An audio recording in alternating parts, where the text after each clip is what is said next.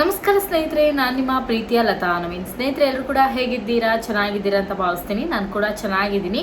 ನೀವೆಲ್ಲರೂ ಕೂಡ ಚೆನ್ನಾಗಿದ್ದೀರಾ ಅಂತ ಭಾವಿಸ್ತಾ ಇವತ್ತಿನ ಈ ಒಂದು ವಿಡಿಯೋನ ಪ್ರಾರಂಭ ಮಾಡ್ತಾ ಇದ್ದೀನಿ. ಫಸ್ಟ್ ಟೈಮ್ ನನ್ನ ಚಾನಲ್ ನೋಡ್ತಾ ಇದ್ರೆ ತಪ್ಪದೆ ಹೋಗಿ ಸಬ್ಸ್ಕ್ರೈಬ್ ಮಾಡ್ಕೊಳ್ಳಿ. ಹಾಗೇನೆ ನನ್ನ ಇನ್ಸ್ಟಾಗ್ರಾಮ್ ಪೇಜನ್ನು ಕೂಡ ಹೋಗಿ ಫಾಲೋ ಮಾಡಿ, ಸಪೋರ್ಟ್ ಮಾಡಿ ಅಂತ ಹೇಳ್ತಾ ಇವತ್ತಿನ ಈ ಒಂದು ವಿಡಿಯೋನ ಸ್ಟಾರ್ಟ್ ಮಾಡೋಣ. ತುಂಬ ಜನ ಗೃಹಲಕ್ಷ್ಮಿ ಯೋಜನೆ 25ನೇ ಕಂತಿನ ಹಣ ಬಂದಿದ್ದಕ್ಕೆ ತುಂಬ ಜನ ನೆಗೆಟಿವ್ ಕೂಡ ಕಮೆಂಟ್ ಮಾಡಿದ್ದೀರಾ, ಹಾಗೆ ಪಾಸಿಟಿವ್ ಆಗಿ ಕೂಡ ಕಮೆಂಟ್ ಮಾಡಿದ್ದೀರಾ. ಸೊ ನಾನು ಒಂದು ಕ್ಲಿಯರ್ ಆಗಿ ನಿಮಗೆ ವಿತ್ ಪ್ರೂಫ್ ಸಮೇತನೇ ನಾನು ನಿಮಗೆ ತೋರಿಸಿರುವಂಥದ್ದು. ಯಾವುದೇ ರೀತಿಯಾಗಿ ಫೇಕ್ ವಿಡಿಯೋ ಆಗಲಿ ಅಥವಾ ಫೇಕ್ ಆಗಿ ಇನ್ಫಾರ್ಮೇಷನ್ನ ಕೊಟ್ಟಿಲ್ಲ. ಸೊ ಎಷ್ಟೋ ಜನ ಕಮೆಂಟ್ ಕೂಡ ಮಾಡಿದ್ದಾರೆ ನಮಗೆ ಹಣ ಬಂದಿದೆ ಅಂತ. ಇಲ್ಲಿ ಗೃಹಲಕ್ಷ್ಮಿ ಯೋಜನೆ 25-26ನೇ ಕಂತಿನ ಹಣ ಬಿಡುಗಡೆ ಆಗಿದೆಯೋ ಇಲ್ಲೋ ಅನ್ನೋದಕ್ಕೆ ಸಾಕಷ್ಟು ಜನರಿಗೆ ಗೊಂದಲ ಕೂಡ ಇದೆ, ಸಾಕಷ್ಟು ಜನರಿಗೆ ಒಂದು ಕ್ಲಾರಿಟಿ ಕೂಡ ಇದೆ. ಸೊ ಗೊಂದಲ ಇರೋವಂಥದ್ದು ಯಾರಿಗೆ ಅಂದರೆ, ಸೊ ಅವ್ರಿಗೆ ಹಣ ಬರ್ತಾ ಇರತ್ತೋ ಅಥವಾ ಹಣ ಬರ್ತಾ ಇರಲ್ಲೋ ಅನ್ನೋದು ಗೊತ್ತಿರಲ್ಲ. ಜೊತೆಗೆ ಈ ಗೃಹಲಕ್ಷ್ಮಿ ಯೋಜನೆಯ ಬಗ್ಗೆನೇ ಕೂಡ ಒಂದಿಷ್ಟು ಕಮೆಂಟ್ಗಳನ್ನ ಪಾಸ್ ಮಾಡಿರ್ತಾರೆ. ಇಲ್ಲ, ಅದೊಂದು ಫೇಕ್ ಯೋಜನೆ, ಇದರಿಂದ ಏನು ಯೂಸ್ ಇಲ್ಲ ಅಂತ ಅವರೇ ಈ ಕಮೆಂಟ್ಗಳನ್ನ ಪಾಸ್ ಮಾಡುವಂಥದ್ದು. ಅವರಿಗೆ ಗೃಹಲಕ್ಷ್ಮಿ ಯೋಜನೆಯ ಬಗ್ಗೆ ಅವಶ್ಯಕತೆ ಇರುತ್ತೆ, ಹಣದ ಬಗ್ಗೆ. ಅವರೇ ಒಂದಿಷ್ಟು ಫೇಕ್ ಕಮೆಂಟ್ಗಳನ್ನ ಮಾಡುವಂಥದ್ದು. ಈ ಕಮೆಂಟ್ ಮಾಡೋರಿಗೆ ನಾನು ಏನು ಹೇಳೋಕ್ಕಾಗಲ್ಲ. ಯಾಕೆ ಅಂದರೆ, ಕೊಚ್ಚೆ ಮೇಲೆ ಕಲ್ಲನ್ನು ಹಾಕಿದ್ರೆ ಅದು ನಮ್ಮ ಮೇಲೆ ಎಗರುತ್ತೆ ಅಂತ ಗೊತ್ತು. ಆ ಕೊಚ್ಚೆಗೆ ಕಮೆಂಟ್ಗಳಿಗೆ ರಿಪ್ಲೈ ಮಾಡೋದ್ರಿಂದ ಸೊ ಅದರಿಂದ ನಮ್ಗೆ ಏನು ಯೂಸ್ ಇಲ್ಲ. ಯಾಕಂದರೆ ಅವರಿಗೆ ಅರ್ಧಂಬರ್ಧ ಇನ್ಫಾರ್ಮೇಷನ್ ಗೊತ್ತಿರುತ್ತೋ ಅಥವಾ ಇನ್ಫಾರ್ಮೇಷನ್ನೇ ಗೊತ್ತಿರಲ್ಲ, ಒಂದಿಷ್ಟು ಕಮೆಂಟ್ಗಳನ್ನ ಮಾಡುವಂಥದ್ದು. ಕಮೆಂಟ್ ಬಾಕ್ಸ್ ಫ್ರೀ ಇದೆ, ನಾನೊಂದು ಕಮೆಂಟ್ ಮಾಡಿಬಿಡೋಣ ಅಂತ. ಅದೇ ಕಮೆಂಟ್ ಬಾಕ್ಸಿಗೆ 500 ರೂಪಾಯಿ ಖರ್ಚಾಗತ್ತೋ, 10 ರೂಪಾಯಿ ಖರ್ಚಾಗತ್ತೋ, 5 ರೂಪಾಯಿ ಖರ್ಚಾಗತ್ತೋ ಅಂದರೆ ಡೆಫಿನೆಟ್ಲಿ ಆ ಕಮೆಂಟ್ ಮಾಡ್ತಿರ್ಲಿಲ್ಲ. ಇಲ್ಲಿ ನಾನು ಒಂದು ಕ್ಲಾರಿಟಿಯಾಗಿ ವಿಡಿಯೋದಲ್ಲಿ ಹೇಳಿದ್ದೀನಿ, ಎಲ್ಲರಿಗೂ 25ನೇ ಕಂತಿನ ಹಣ ಜಮಾ ಆಗಿಲ್ಲ. ಲಾಸ್ಟ್ ಟೈಮ್ ಕೂಡ 24ನೇ ಕಂತಿನ ಹಣವು ಕೂಡ ಎಲ್ಲರಿಗೂ ಬಂದಿರಲಿಲ್ಲ, ರೀಸೆಂಟಾಗಿ ಕೆಲವ್ರಿಗೆ ಬಂತು. ಅದೇ ಥರನೇ ಗೃಹಲಕ್ಷ್ಮಿ ಯೋಜನೆ 25ನೇ ಕಂತಿನ ಹಣವು ಕೂಡ ಎಲ್ಲರಿಗೂ ಜಮಾ ಆಗಿಲ್ಲ. ಕೆಲವ್ರಿಗೆ ಬಂದಿದೆ, ಕೆಲವ್ರಿಗೆ ಬಂದಿಲ್ಲ. 90% ಜನರಿಗೆ ಎಲ್ಲೋ ಒಬ್ರೊಬ್ರಿಗಷ್ಟೇ ಗೃಹಲಕ್ಷ್ಮಿ ಯೋಜನೆ 25ನೇ ಕಂತಿನ ಹಣ ಬಂದಿದೆ, ಕೆಲವ್ರಿಗೆ ಬಂದಿಲ್ಲ. ಇದ್ರ ಬಗ್ಗೆ ಸಾಕಷ್ಟು ಜನ ಕಮೆಂಟ್ ಕೂಡ ಮಾಡಿದ್ದಾರೆ. ಎಲ್ಲಿ ಕಮೆಂಟ್ ಮಾಡಿದ್ದಾರೆ ತೋರಿಸಿ.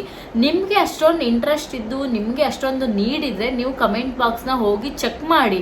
ಸೊ ಅಥವಾ ನಿಮ್ಗೆ ಅವಶ್ಯಕತೆ ಇಲ್ಲ ಅಂತ ಹೇಳೋದು ನೀವೇ ಗೃಹಲಕ್ಷ್ಮಿ ಯೋಜನೆದು. ಈ ಕಮೆಂಟ್ಗಳಿಗೆ ಏನೋ ಒಂದಿಷ್ಟು ಕಮೆಂಟ್ ಪಾಸ್ ಮಾಡೋದು ನೀವೇ. ಇಲ್ಲಿ ಸುಳ್ಳು ಹೇಳಿ ನನಗೇನು ಸಿಗಲ್ಲ ಅಥವಾ ನಿಮಗೆ ಏನು ನಾನು ಕೊಡಲ್ಲ. ಸೊ ಒಂದು ವಿಚಾರವನ್ನು ಹೇಳಬೇಕು ಅಂದರೆ, ಏನು ಅಪ್ಡೇಟ್ ಬಂದಿರೋದೋ ಆ ಅಪ್ಡೇಟನ್ನು ನಾನು ಕೂಡ ಹೇಳ್ತೀನಿ, ಅಥವಾ ನಂತರ ಇನ್ನೊಂದು ಯೂಟ್ಯೂಬರ್ ಕೂಡ ಹೇಳ್ಬೋದು. ಕೆಲವರು ಹೇಳುವಂಥ ವೇ ಚೇಂಜ್ ಇರ್ಬೋದು, ಅಥವಾ ನಾನು ಹೇಳುವಂಥ ವೇ ಚೇಂಜ್ ಇರ್ಬೋದು. ಸ್ವಲ್ಪ ನಿಮಗೆ ಚೇಂಜಸ್ ಅನಿಸ್ಬೋದು, ಬಟ್ ಇನ್ಫಾರ್ಮೇಷನ್ ಎಲ್ಲರೂ ಅದನ್ನೇ ಕೊಡ್ತಾರೆ. ಸೊ ನಾನು ಮಾತಾಡೋ ಚೇಂಜ್ ಇರ್ಬೋದು, ಅಥವಾ ಬೇರೆಯವ್ರು ಮಾತಾಡೋ ಸ್ಟೈಲ್ ಚೇಂಜ್ ಇರ್ಬೋದು. ಇನ್ಫಾರ್ಮೇಷನ್ ಒಂದೇ ಕೊಟ್ಟಿರ್ತಾರೆ. ಸುಮ್ಮನೆ ಕಮೆಂಟ್ ಬಾಕ್ಸ್ ಫ್ರೀ ಇದೆ ಅಂತ ಇನ್ನೂ ಹಣ ಬಿಡುಗಡೆ ಆಗಿಲ್ಲ, 24ನೇ ಕಂತೆ ಬಂದಿಲ್ಲ, ನೀವು ಹೆಂಗೆ ಹೇಳಿದ್ರಿ? ನಾನು ಹೆಂಗೂ ಹೇಳಲ್ಲ, ನನಗೆ ಗೊತ್ತಿದ್ದೆ ನಾನು ಹೇಳ್ತೀನಿ. ಸುಮ್ಮನೆ ಕಮೆಂಟ್ ಬಾಕ್ಸ್ ಇದೆ, ನಿಮಗೆ ನಿಯತ್ತಿದೆಯಾ ಅಥವಾ ನೀವು ಸುಳ್ಳು ವಿಷಯ ಹೇಳ್ತಾ ಸುಳ್ಳು ಹೇಳಿ ನನಗೇನು ನೀವೇನು ಅಮೌಂಟ್ ಕಳಿಸ್ತೀರಾ, ಅಥವಾ ನಾನೇನಾದ್ರು ನಿಮ್ಗೆ ಅಮೌಂಟ್ ಕಳಿಸ್ತೀನ? ನನಗೂ ಏನು ಅವಶ್ಯಕತೆ ಇಲ್ಲ, ನಿಮಗೂ ಏನು ಅವಶ್ಯಕತೆ ಇಲ್ಲ. ಅಂದಮೇಲೆ ನಾನು ಸುಳ್ಳು ಹೇಳೋಂಥದ್ದು ಏನಿದೆ? ಸುಮ್ಮನೆ ಒಂದು ಕಮೆಂಟ್ ಬಾಕ್ಸ್ ಫ್ರೀ ಇದೆ ಅಂತ ಬಿಟ್ಟು ಕಮೆಂಟ್ ಮಾಡೋದನ್ನ ಫಸ್ಟು ಸ್ಟಾಪ್ ಮಾಡಿ. ಸೊ ನೆಗೆಟಿವ್ ಕಮೆಂಟ್ ಬರಲ್ಲ ಅಂತ ಹೇಳಲ್ಲ, ಎಲ್ಲರೂ ಪಾಸಿಟಿವೇ ಮಾಡಬೇಕು ಅಂತಿಲ್ಲ. ಸುಮ್ಮನೆ 1-2 ಜನ ಇರ್ತಾರೆ, ಅವರೇ ಕಮೆಂಟ್ ಪಾಸ್ ಮಾಡೋದು. ಅವರಿಗೆ ಬುದ್ಧಿ ಇದೆಯೋ ಬುದ್ಧಿ ಇಲ್ವೋ ನಂಗೆ ಗೊತ್ತಿಲ್ಲ. ನಾನು ಆಗಲೇ ಹೇಳ್ದಂಗೆ, ನಾನು ಕಮೆಂಟಿಗೆ ರಿಪ್ಲೈ ಮಾಡೋಕ್ಕಾಗ್ದೇನೋ ಅಥವಾ ನಂಗೆ ಕಮೆಂಟ್ ಮಾಡೋಕ್ಕೆ ಬರ್ದೇನೋ ಅಲ್ಲಿ ನಾನು ಕಮೆಂಟ್ ಮಾಡೋದಲ್ಲ. ನನಗೆ ಒಂದು ವಿಷಯ ಈಗಷ್ಟೇ ಹೇಳಿದ್ನಲ್ವ, ಅವ್ರಿಗೆ ಆಗಲ್ಲ ಅಂದಮೇಲೆ ಅದು ಕೊಚ್ಚೆ ಅಂತ ಗೊತ್ತಿದ್ಮೇಲೆ ನಾವು ಅಲ್ಲಿ ಕಲ್ಲಾಕಕ್ಕೆ ಹೋದರೆ ನಮ್ಮ ಮುಖಕ್ಕೆ ಸಿಡಿಯುತ್ತೆ ಅಂತ ನಾನು ಸುಮ್ಮನೆ ಇದ್ದೀನಿ. ಆ ಥರ ಕಮೆಂಟ್ ಮಾಡೋಕ್ಕೆ ಧೈರ್ಯ ಇಲ್ಲದೇನೋ ಅಥವಾ ಮತ್ತೊಂದು ಇಲ್ಲದೇನೋ ನಾನು ವಿಡಿಯೋ ಮುಂದೆ ಕೂತ್ಕೊಂಡು ವಿಡಿಯೋ ಮಾಡೋಕ್ಕಾಗಲ್ಲ. ಸೊ ಇಲ್ಲಿ ಗೃಹಲಕ್ಷ್ಮಿ ಯೋಜನೆ ಹಣ ಏನಂದರೆ, ಕೆಲವ್ರಿಗೆ ಬಿಡುಗಡೆ ಆಗಿದೆ, ಕೆಲವ್ರಿಗೆ ಬಿಡುಗಡೆ ಆಗಿಲ್ಲ. ಸೊ ಬಿಡುಗಡೆ ಆಗದೇ ಇರೋರು ಹೆಚ್ಚಿನ ಪ್ರಮಾಣದಲ್ಲಿದ್ದಾರೆ, ಬಿಡುಗಡೆ ಆದವರು ಕಮ್ಮಿ ಪ್ರಮಾಣದಲ್ಲಿದ್ದಾರೆ. ಕೆಲವರಿಗೆ ಖಂಡಿತವಾಗ್ಲೂ ಗೃಹಲಕ್ಷ್ಮಿ ಯೋಜನೆಯಿಂದ ಉಪಯೋಗ ಇದೆ. ಈ ಉಪಯೋಗ ಇರೋರಿಗೆ ಪಾಪ ಈ ಥರ ಕಮೆಂಟ್ ಮಾಡ್ತಾರಲ್ಲ, ಅವರಿಗೆ ಅದು ಬುದ್ಧಿ ಇದೆಯೋ ಇಲ್ವೋ ನನಗೆ ಅರ್ಥ ಆಗಲ್ಲ. ಇಲ್ಲಿ ಕಮೆಂಟ್ ಮಾಡೋರಿಗೆ ನಿಜವಾಗ್ಲೂ ನೀಡಿರುತ್ತೆ 2000 ರೂಪಾಯಿ. ಸುಮ್ಮನೆ ಒಂದು ಬಿಟ್ಟು ಕಮೆಂಟ್ ಮಾಡೋದು, ನಂಗೆ ಗೃಹಲಕ್ಷ್ಮಿ ಯೋಜನೆ ಅವಶ್ಯಕತೆ ಇಲ್ಲ, ಬಂದ್ ಮಾಡಿಬಿಡಿ ಅಂತ. ಸರಿ, ಯಾಕೆ ಫೇಕ್ ಕಮೆಂಟ್ ಮಾಡ್ತೀರಾ? ನಿಮ್ಗೆ ಅವಶ್ಯಕತೆ ಇಲ್ಲ ಅಂದರೆ ಬೇಡ, ಗೃಹಲಕ್ಷ್ಮಿ ಯೋಜನೆ ಹಣ ತೊಗೋಬೇಡಿ, ಅರ್ಜಿನ ಕ್ಯಾನ್ಸಲ್ ಮಾಡ್ಕೋಬೇಡಿ. ಅವಶ್ಯಕತೆ ಇರುವಂಥವ್ರು ಎಷ್ಟೋ ಜನ ಇದ್ದಾರೆ, ಅವರಿಗೆಲ್ಲರಿಗೂ ಕೂಡ ಸಹಾಯ ಆಗಲಿ ಅನ್ನೋದಕ್ಕೆ ನಾನು ಹೇಳ್ತಾ ಇದ್ದೀನಿ. ಸೊ ಸುಮ್ಮನೆ ಬ್ಯಾಡ್ ಕಮೆಂಟ್ ಮಾಡೋದನ್ನ ಫಸ್ಟ್ ಬಿಟ್ಬಿಡಿ. ಇದರಿಂದ ನಿಮ್ಗೇನು ಸಿಗಲ್ಲ, ನನಗೂ ಏನು ಸಿಗಲ್ಲ. ಅದಕ್ಕೋಸ್ಕರ ನಾನೇನು ಅದನ್ನು ಡಿಲೀಟ್ ಮಾಡೋಕ್ಕೆ ಹೋಗಲ್ಲ. ನಿಮ್ಮ ಬುದ್ಧಿ ಇಲ್ದವರಿಗೆ ನಾವು ಎಷ್ಟು ಹೇಳಿದ್ರು ಅಷ್ಟೇ ಅನ್ನೋ ಕಾರಣಕ್ಕೋಸ್ಕರ ಇದಿಷ್ಟು ಗೃಹಲಕ್ಷ್ಮಿ ಯೋಜನೆ ಅಪ್ಡೇಟು ಸ್ನೇಹಿತರೆ. ಹಾಗೆ ಆಧಾರ್ ಕಾರ್ಡ್ ಬಗ್ಗೆ ನಾನು ಹೇಳ್ತಾನೆ ಇದ್ದೀನಿ, ತುಂಬ ದಿನದಿಂದ ಹೇಳ್ತಾ ಇದ್ದೀನಿ. ತುಂಬ ಜನ ಇದ್ರ ಬಗ್ಗೆ ಅಷ್ಟು ಸೀರಿಯಸ್ ಆಗಿ ತೊಗೊತಾ ಇಲ್ಲ ಸ್ನೇಹಿತರೆ. ಗೃಹಲಕ್ಷ್ಮಿ ಯೋಜನೆ ಹಣದ ಜೊತೆಗೆ ಆಧಾರ್ ಕಾರ್ಡ್ನು ಕೂಡ ನೀವು ತುಂಬಾ ಇಂಪಾರ್ಟೆಂಟು. ನಿಮ್ಮ ಆಧಾರ್ ಕಾರ್ಡ್ ಮಾಡಿಸಿ 10 ವರ್ಷ ಆಗಿದೆ, ದಯವಿಟ್ಟು ನಿಮ್ಮ ಹತ್ತಿರದಲ್ಲಿರುವ ಬ್ಯಾಂಗ್ಳೂರನ್ನೋ ಕರ್ನಾಟಕವನ್ನೋ ಗ್ರಾಮವೊಂದಿಗೆ ಹೋಗಿ ನಿಮ್ಮ ಆಧಾರ್ ಕಾರ್ಡ್ನ ರಿನ್ಯೂವಲ್ ಮಾಡಿಸ್ಕೊಳ್ಳಿ. ಯಾಕೆ ಅಂದರೆ ನೀವು ರಿನ್ಯೂವಲ್ ಮಾಡಿಸ್ಕೊಂಡಿಲ್ಲ ಅಂದರೆ ಮುಂದೆ ದಿನಗಳಲ್ಲಿ ನಿಮ್ಗೆ ಖಂಡಿತವಾಗ್ಲೂ ಇದನ್ನು ಅಪ್ಡೇಟ್ ಮಾಡಿಸ್ಲಿಕ್ಕೆ ಚಾರ್ಜಸ್ ಆಗುತ್ತೆ ಅಂತ ಹೇಳಿ ಬಂದೇ ಬರುತ್ತೆ. ಲಾಸ್ಟ್ ಟೈಮ್ ಕೂಡ 500 ರೂಪಾಯಿ ಆಗುತ್ತೆ ಅಂತ ಹೇಳಿ ಕೇಂದ್ರ ಸರ್ಕಾರ ಒಂದು ಡಿಸೈಡ್ ಮಾಡಿತ್ತು. ಅದೇ ರೀತಿಯಾಗಿ 500ರಿಂದ 1000 ರೂಪಾಯಿ ಆಗ್ಬೋದು.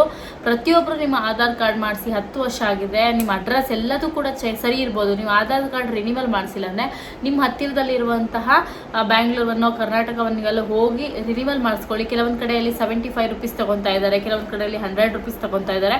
ಸೊ ನಿಮ್ಮ ಊರಲ್ಲಿ ಏನು ಚಾರ್ಜಸ್ ಇರುತ್ತೋ ಅದನ್ನ ತೊಗೊತಾರೆ. ಸೊ ಅವರಿಗೂ ಕೂಡ ಅದರ ಚಾರ್ಜಸ್ ಇರುತ್ತೆ, ಅದಕ್ಕೋಸ್ಕರನೇ ತೊಗೊಳುವಂಥದ್ದು. ಸೊ ದಯವಿಟ್ಟು ಹೋಗಿ ಪ್ರತಿಯೊಬ್ಬರು ಕೂಡ ಮಾಡಿಸ್ಕೊಳ್ಳಿ ಅಂತ ನಾನು ಹೇಳುವಂಥದ್ದು ಸ್ನೇಹಿತರೆ. ನಮಗೆ ರಿನ್ಯೂವಲ್ ಅವಶ್ಯಕತೆ ಇಲ್ಲ ಅಂದರೆ ಮುಂದಿನ ದಿನಗಳಲ್ಲಿ ಖಂಡಿತ ಅದು ಆಧಾರ್ ಕಾರ್ಡ್ ಕ್ಯಾನ್ಸಲ್ ಆಗ್ಬೋದು ಅಥವಾ ಬೇರೆ ಬೇರೆ ಪ್ರೂಫ್ಗಳಿಗೆ ನಿಮಗೆ ಡಿಲೇ ಆಗ್ಬೋದು. ಯಾಕಂದರೆ ಆಧಾರ್ ಕಾರ್ಡ್ನ ನೀವು ಎಕ್ಸ್ಚೇಂಜ್ ಮಾಡ್ಸೋಕ್ಕೆ ಅಂದರೆ ರಿನ್ಯೂವಲ್ ಮಾಡ್ಸೋಕ್ಕೆ ಹೋದಾಗ ನಿಮ್ಗೆ ಅದು ಬರೋಕ್ಕೆ 10 ದಿನ ತೊಗೊಳತ್ತೆ, 1 ವಾರ ಅಂತೂ ಬೇಕು. ಆ ಒಂದು ಕಾರಣಕ್ಕೋಸ್ಕರ ನಾನು ನಿಮ್ಗೆ ಹೇಳ್ತಾ ಇರೋದು. ಹಾಗೆಯೇ ಇನ್ನೊಂದು ವಿಚಾರ ಹೇಳಬೇಕು, ಸುಕನ್ಯಾ ಸಮೃದ್ಧಿ ಯೋಜನೆಗೆ ಅರ್ಜಿಯನ್ನು ಹಾಕೋರು 10 ವರ್ಷದ ಒಳಗಿನ ಹೆಣ್ಣು ಮಕ್ಕಳಿಗೆ ಹಾಕತ್ತೆ. ಇದು ಪೋಸ್ಟ್ ಆಫೀಸಲ್ಲಿ ಹೋಗಿ ಸಿಗುತ್ತೆ. ದಯವಿಟ್ಟು ನೀವು ಏನಾದ್ರು ಮಾಡಿಸ್ಕೋಬೇಕಂದ್ರೆ ಪೋಸ್ಟ್ ಆಫೀಸಿಗೆ ಹೋಗಿ ಕಾಂಟ್ಯಾಕ್ಟ್ ಮಾಡಿ. ಸುಕನ್ಯಾ ಸಮೃದ್ಧಿ ಯೋಜನೆ ಅಂತ ಹೇಳಿ ನಿಮ್ಮ ಊರಿನ ಪೋಸ್ಟ್ ಏನು ಆಫೀಸ್ ಇರುತ್ತೆ ಅಲ್ಲಿ ಕಂಪ್ಲೀಟ್ ಡೀಟೇಲ್ಸ್ ಕೊಡ್ತಾರೆ. ಪ್ರತಿ ತಿಂಗಳು ಹಣವನ್ನು ಕಟ್ಟುವಂಥದ್ದು ನಿಮ್ಮ ಕೈಯಲ್ಲಾದಷ್ಟು. ಸೊ ಅದಕ್ಕೋಸ್ಕರ ನಾನು ನಿಮಗೆ ಕಂಪ್ಲೀಟ್ ಡೀಟೇಲ್ಸ್ನ ತಿಳಿಸ್ಕೊಡ್ತಾ ಇರುವಂಥದ್ದು. ಇದಿಷ್ಟು ಬಹಳ ಮುಖ್ಯವಾದ ಮಾಹಿತಿ. ವಿಡಿಯೋನ ದಯವಿಟ್ಟು ಶೇರ್ ಮಾಡಿ ಸ್ನೇಹಿತರೆ. ಯಾಕಂದರೆ ಈ ಥರ ಕಮೆಂಟ್ ಮಾಡೋರ ಮುಂದೆ ನಾವು ಏನು ಅವ್ರಿಗೆ ಆನ್ಸರ್ ಮಾಡೋಕ್ಕಾಗಲ್ಲ. ಸೊ ಅದಕ್ಕೋಸ್ಕರ ನಾನು ನಿಮ್ಗೆ ಹೇಳ್ತಿದ್ದೀನಿ, ದಯವಿಟ್ಟು ಪ್ರತಿಯೊಬ್ಬರಿಗೂ ಕೂಡ ಶೇರ್ ಮಾಡಿ. ಪ್ರತಿಯೊಬ್ಬರು ಕೂಡ ನಿಮ್ಗೆ ಎಷ್ಟು ಕಂತಿನ ಹಣ ಬಂದಿದೆ ಅಂತ ಕಮೆಂಟ್ ಮಾಡಿ. ಯಾಕಂದರೆ ಈ ಥರ ಕಮೆಂಟ್ ಮಾಡೋರಿಗೆ ಸತ್ಯವಾಗ್ಲೂ ಗೊತ್ತಾಗಲಿ ಅನ್ನೋ ಒಂದು ವಿಚಾರಕ್ಕೆ, ಸರ್ಕಾರಕ್ಕೂ ಕೂಡ ಈ ವಿಡಿಯೋ ತಲುಪಲಿ ಅನ್ನೋ ಒಂದು ಉದ್ದೇಶಕ್ಕೋಸ್ಕರ ನಾನು ಹೇಳ್ತಾ ಇದ್ದೀನಿ. ಪ್ರತಿಯೊಬ್ಬರು ಕೂಡ ವಿಡಿಯೋಕ್ಕೆ ಕಮೆಂಟ್ ಮಾಡಿ, ಲೈಕ್ ಮಾಡಿ, ಹಾಗೆ ಪ್ರತಿಯೊಬ್ಬರು ಕೂಡ ಶೇರ್ ಮಾಡಿ ಅಂತ ಹೇಳ್ತಾ ನೆಕ್ಸ್ಟ್ ವಿಡಿಯೋದಲ್ಲಿ ಮತ್ತೊಮ್ಮೆ ಸಿಗ್ತೀನಿ. ನಿಮ್ಮೆಲ್ಲರಿಗೂ ಕೂಡ ಧನ್ಯವಾದಗಳು. ನಮಸ್ಕಾರ. Thank you.